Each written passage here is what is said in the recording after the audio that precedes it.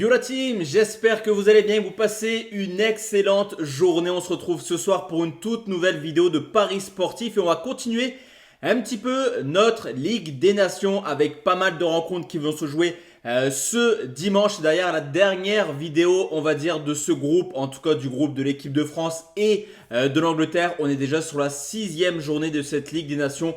Pour rappel, on va enchaîner tout au long de la semaine avant dès lundi de reprendre les championnats nationaux. Alors je vous le dis souvent les gars, cette Ligue des Nations elle est très compliquée à analyser parce que certaines sélections ont décidé de ne pas prendre cette compétition au sérieux. Honnêtement, on peut les comprendre, il y a assez de matchs de football tout au long de l'année pour ne pas s'embêter avec ce genre de compétition. Donc comme d'habitude, ici je vais te donner un petit peu mes avis, mais c'est sur Telegram que j'enverrai mes tickets spéciaux concernant des buteurs. Ça par contre, il faut attendre d'avoir les compositions d'équipes parce qu'on va y venir dans cette vidéo. On a pas mal d'équipes qui logiquement devraient procéder à des turnovers. Donc c'est vraiment à titre indicatif les avis que je vous donne. Moi perso, je pense pas que je jouerai ça. J'attendrai le jour J pour me positionner.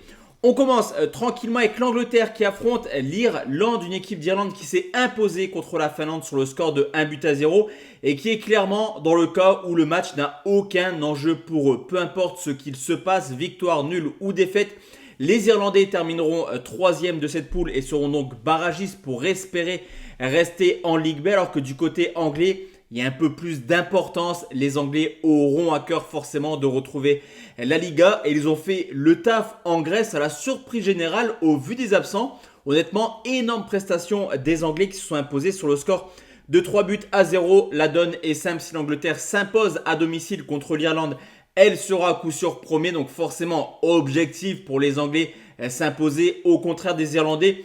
Cependant, je vois bien quand même un petit turnover en deuxième mi-temps. Il y a énormément de matchs avec les clubs de première ligue. Les Anglais sont un petit peu à bout de souffle.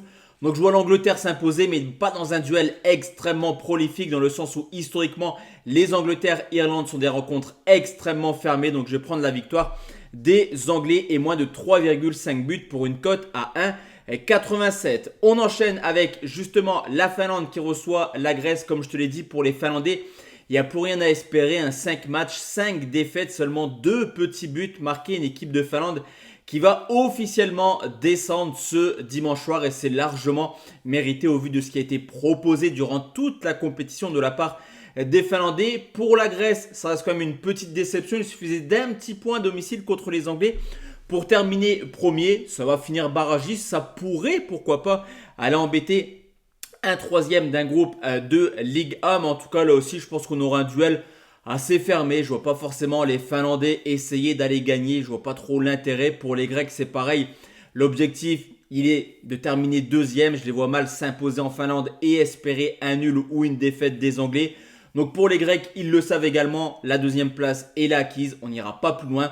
Je vais prendre les deux équipes ne marquent pas, quota 1,56 dans le sens également où sur les 10 dernières années, il y a déjà eu 7 confrontations entre la Finlande et la Grèce. Et seulement dans 2 matchs, on a eu les 2 marques. Donc autant dire que d'habitude, ça ne score pas. En plus de ça, le match n'a pas trop d'enjeu pour la Finlande.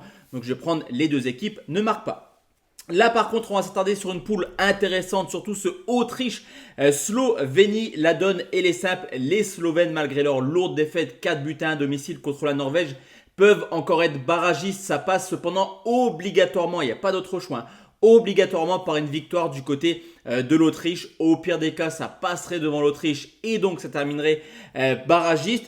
À côté de ça, pour l'Autriche, la donne est simple. Victoire, il termine premier. Nul, on va y revenir par la suite, parce que la Norvège affronte le Kazakhstan, mais nul, ça termine deuxième.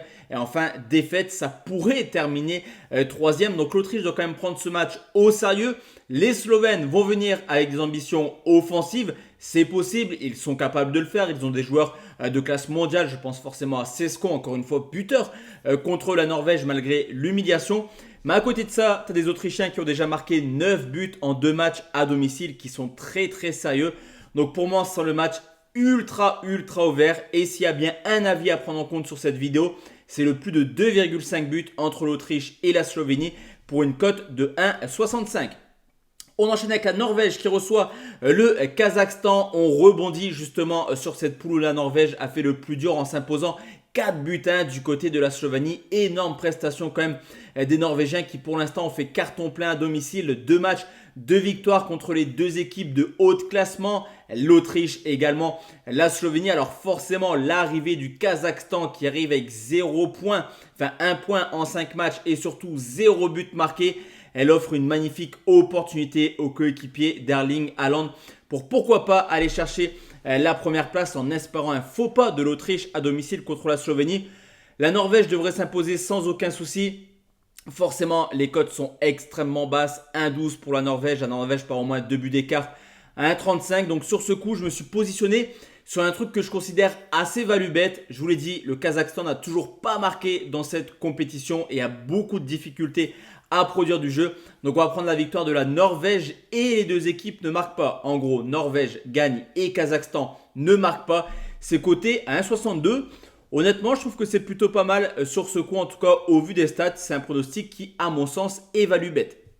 L'Israël qui affronte la Belgique. Là, sur ce coup, je vais attendre d'avoir les compos d'équipe pour t'envoyer mon bet perso. Même si l'Israël reste sur un match nul 0-0 contre l'équipe de France. Une équipe qui a souffert du début à la fin. On le voit également depuis le début de compétition.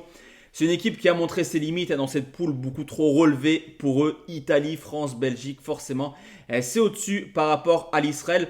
Mais je vais quand même attendre d'avoir les compos d'équipe, surtout de l'équipe belge qui là n'a plus rien à espérer. Peu importe ce qu'il se passe, ils vont terminer 3e et seront donc barragistes, potentiellement adversaires justement des Grecs comme on en parlait tout à l'heure. Donc je vais attendre de voir qui est titularisé à la pointe de l'attaque et je pense qu'il y a du buteur intéressant à prendre sur ce coup.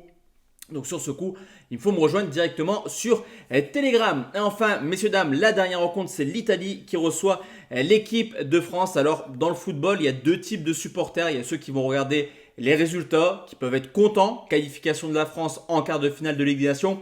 Et tu as ceux qui vont regarder un petit peu le contenu. Et moi, je suis plutôt du côté du contenu et j'étais très déçu, encore une fois, de ce qui a été proposé de la part de l'équipe de France contre l'Israël. Alors, c'est surprenant, oui et non, parce que logiquement, ça devait gagner 3-4-0 sans souci contre l'Israël. Mais à côté de ça, tu as des Français qui sont vraiment dans le dur depuis maintenant quelques mois, voire quelques années, depuis la fin de la Coupe du Monde 2022. Il n'y a pas grand-chose du côté des Français.